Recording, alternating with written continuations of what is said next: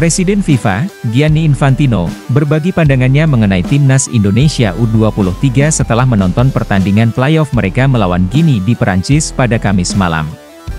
Gianni mengungkapkan melalui Instagram pribadinya, Gianni Infantino, bahwa para penggemar sepak bola di Indonesia harus tetap bangga dan mendukung tim nasional dengan antusiasme yang tidak berubah karena tim tersebut sedang berada di jalur yang positif. Pesan saya kepada semua orang di negara pecinta sepak bola Indonesia, adalah bangga dengan tim Anda dan teruslah mendukung mereka dengan semangat yang sama karena mereka bergerak ke arah yang benar, ujar Gianni. Postingan tersebut menampilkan foto tim Garuda Muda sebelum mereka berlaga melawan Gini dalam upaya memenangkan tempat di Olimpiade Paris 2020. Gianni menyatakan bahwa ia telah menyaksikan pertandingan tersebut di Clairefontaine, Paris, dan meskipun timnas Indonesia gagal lolos ke Olimpiade dengan kekalahan tipis 1-0, performa mereka telah menunjukkan banyak perkembangan yang menggembirakan. Dia menekankan bahwa pendukung harus terus memberi dukungan yang kuat kepada tim, mempertahankan semangat yang tinggi. Lebih lanjut, Gianni mengapresiasi usaha yang telah dilakukan oleh PSSI yang dipimpin oleh Erick Thohir dalam mengembangkan sepak bola di Indonesia, menambahkan bahwa FIFA akan terus mendukung upaya tersebut. Ketua Umum PSSI, Erick Thohir, merespons positif terhadap komentar Gianni, mengucapkan terima kasih atas dukungan yang diberikan FIFA kepada sepak bola Indonesia. Erick mengungkapkan bahwa kemajuan yang telah dicapai oleh sepak bola Indonesia tidak terlepas dari dukungan dan kepercayaan yang diberikan oleh FIFA, yang telah menjadi sumber motivasi besar bagi perkembangan olahraga tersebut di Indonesia.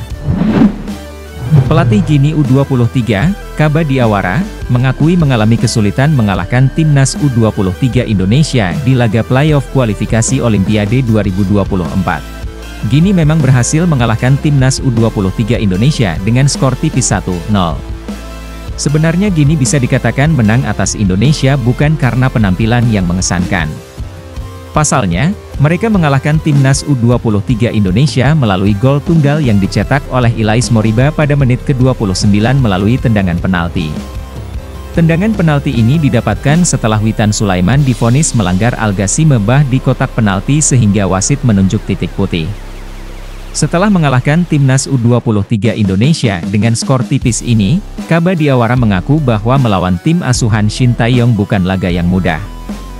Mantan pemain Arsenal itu mengaku bahwa sebenarnya dia sudah memprediksi pertandingan ini tak akan berjalan dengan mudah. Akan tetapi, dia cukup terkejut karena pertandingan berlangsung cukup sulit. Kesan saya adalah pertandingan ini sulit, kami tahu laga ini akan sulit tetapi kami tidak mempermudah permainan juga karena punya banyak kesempatan baik itu dari Al-Ghazi Mebah atau dengan celah yang lain, ujar Kaba Diawara. Timnas Indonesia U23 kalah 0-1 dari Gini U23 di playoff Olimpiade Paris 2024. Kekalahan ini sekaligus mengubur mimpi Marcelino Ferdinand dan rekan-rekan untuk ambil bagian di ajang Olimpiade 2024 di Paris, Prancis yang dimulai pada Juli mendatang. Bermain di Stade Pierre-Pibarot, Kamis, 9 Mei 2024, malam WIB, Chili Nationale bermain cukup dominan. Pasukan Shin Tae-yong pun dipaksa menyerah 0-1 di laga kali ini. Timnas Indonesia U23 cukup percaya diri meladeni perlawanan Gini U23 di babak pertama. Meski mendapat ancaman, skuad Garuda Muda masih mampu bermain dengan cukup tenang. Pratama Arhan dan rekan-rekan bahkan beberapa kali melakukan serangan balik berbahaya ke lini pertahanan Gini U23. Pasukan Kaba Diawara berhasil unggul pada menit ke-29. Gini U23 mendapat hadiah penalti setelah salah satu pemain mereka dilanggar di kotak terlarang. Ilais Moriba yang maju sebagai eksekutor sukses menjalankan tugasnya dengan baik. Skor 1-0 untuk keunggulan Gini U23 bertahan sampai jeda. Memasuki babak kedua, Gini U23 yang sudah unggul 1 gol bermain lebih menekan. Meski demikian, timnas Indonesia U23 juga terus mencoba meladeni dengan serangan-serangan balik. Menit ke-73 Gini U23 kembali mendapat hadiah penalti. Bek timnas Indonesia U23, Alfeandra Dewangga menjatuhkan salah satu pemain Gini U23 di kotak terlarang. Beruntung, Al-Ghazi Mebah yang menjadi eksekutor gagal menjalankan tugas.